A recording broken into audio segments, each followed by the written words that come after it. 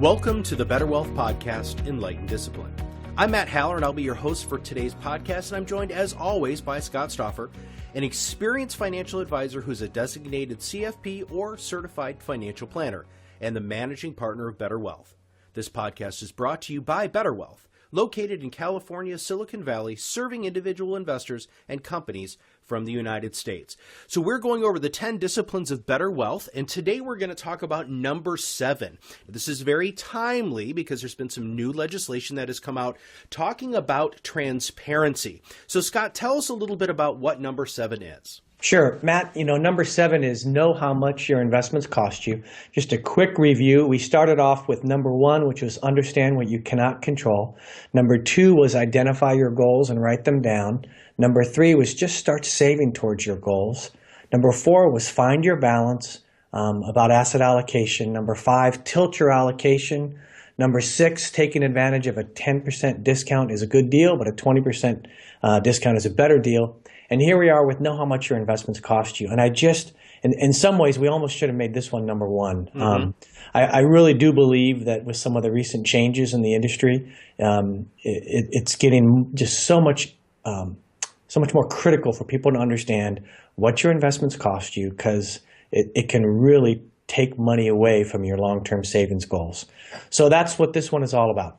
Well, how do you communicate that? I mean, I've seen the things that I get from investment companies, and they're 80 pages long, and it's a bunch of weird speak that I don't really understand. How do I decipher that stuff and really figure out how much my investments do cost me? That's a great question. And when I first started my career, I used to teach a lot of investment classes, and I always said that the best question any investor could ask an advisor or any custodian or anywhere they're going to look at investing some of their money is, how do you get paid?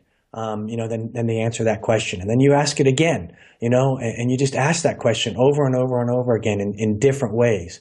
So you might ask somebody you're sitting down thinking of working with, how do you get paid? Okay, well, how does your company get paid?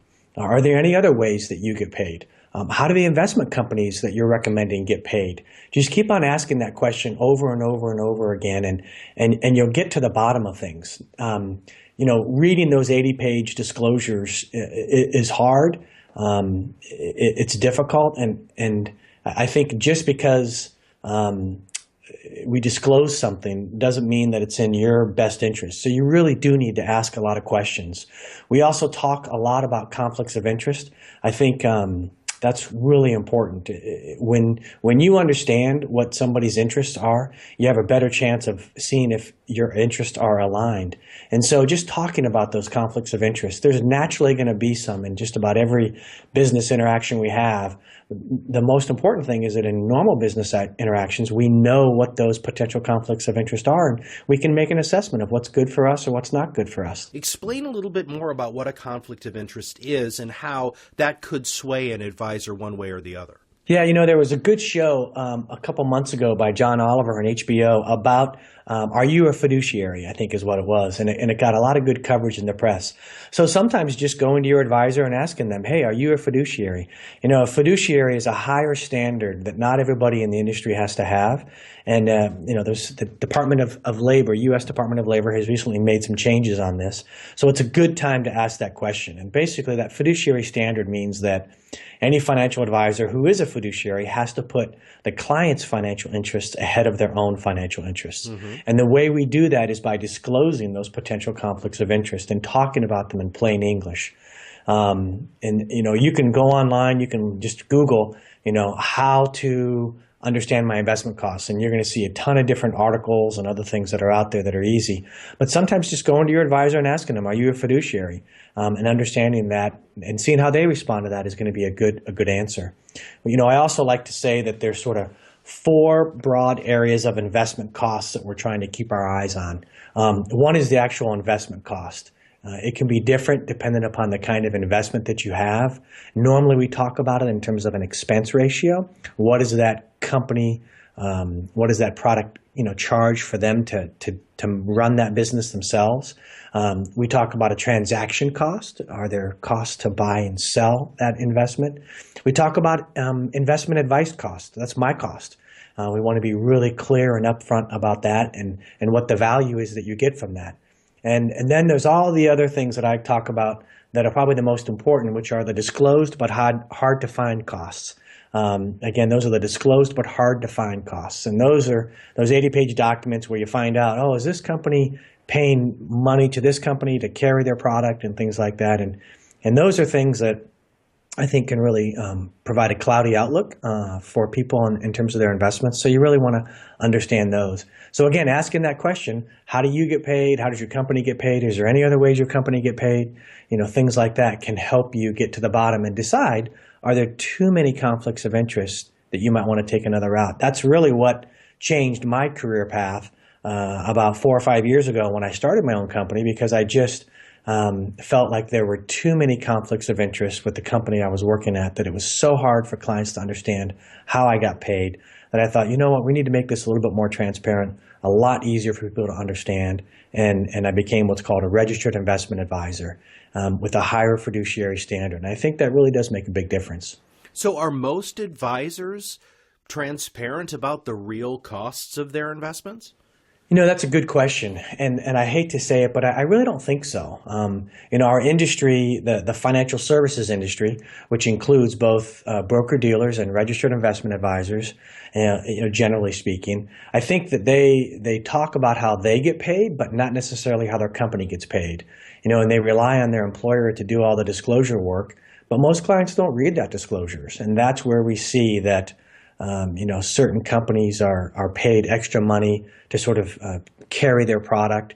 I just don't think that's as transparent as we need to be. So again, asking that question, how do you get paid? How does your company get paid? Can you explain the disclosures to me so I know what's going on? It's tough for individuals to figure it out, but thankfully, you now have comedians on HBO talking about, is your advisor a fiduciary, right? So hopefully, I think it's getting easier for folks along the way. And you have said that there are some great tools that you can use in order to find out what those real costs are. So let's break down these tools and empower our listeners to be able to ask the right questions to their advisors. Yeah, it's whenever anybody comes to me and they say, hey, this is my current portfolio, can you help me understand my costs or my advisor or other things like that? One of the first places I go to, and generally we'll do it together, is I'll pull up Morningstar.com and I'll start to type in some of the symbols of the investments they have, and I'll explain to them, here are the costs, here's how it works, who's running the company. Sometimes we'll go to something called feex.com. That's FEEX.com. Mm-hmm. And that's a good place where you can put in your portfolio and they'll tell you what your costs are. Wow. I'm always also going to make sure that we go to something called FINRA.org. That's FINRA.org. That's the Financial Industry Regulatory Authority. FINRA.org is going to tell me a little bit about the advisor. Have they had any claims against them, complaints? Have they had any settlements? I'm also going to go to the SEC.gov. That's the U.S. Securities and Exchange Commission. I'm going to look there and see a little bit about something called the ADV that all advisors, if they're providing financial advice, have to have listed on. And so we'll look at those documents together, and I'll try to educate people and see if they understand how their investments are being managed and if they understand what the costs associated with that. But again, in some ways, the best tool is just asking that same question over and over again. How do you get paid? Is there any other way you get paid? How does your company get paid? And you can get to the bottom of it. Well, Scott, people should be able to be paid, though. So I'm going to play devil's advocate here. So I'm working with an advisor, and I'm asking those multi-layered questions, well, how do they get paid? How do they get paid? Is there a range, or is there an acceptable amount that FINRA and being a fiduciary actually allows you to have? Because, Scott, if I'm going to hire you as my advisor, you're running a business and you're providing me with a service. I should pay you. And there are people who are working on these products and services that are out there. Shouldn't they have an opportunity to get paid too? Yeah, absolutely. And I always say to prospective clients or even to my existing clients, well, you work a job and you get paid, and you think that's a fair transaction, and most of us think we're underpaid for the work that we do. So it's okay to get paid. I just think the issue is, can you understand all the value you're getting? And so many times, if you know exactly what you're doing in your job to get paid, and your employer knows that, but so many times you don't understand the cost of what your investment portfolio is, and you don't know what your investment professionals are getting paid. And sometimes, there really isn't a limit. If I wanted to charge, 10% for people to work with me, I could, as long as I disclose it, right? So I think generally, dependent upon whether you're a full service financial advisory firm or whether you're a discount brokerage, I think you want to be thinking somewhere around 1% or less for the fees that you should be seeing on your portfolio, and that includes all the investment advice. I like to tell people one of the things we try to do is we charge what we need, not what we can. And that's sort of a nice little quote, I think, to think about just sort of our transparency and what we, yes, I could charge more, but that's not the game. With this new regulation that came out, which is coming into effect here very, very soon, we're recording this in 2016. It's going to come into play in 2017, and it's really going to impact the industry for a long time. Insurance products in this regulation are surprisingly absent. Tell me about insurance products. How do they charge, and how do we find out really what the real costs of insurance products are? Yeah, Matt, I used to sell insurance products early in my career, and I went away from it, and I don't do it anymore.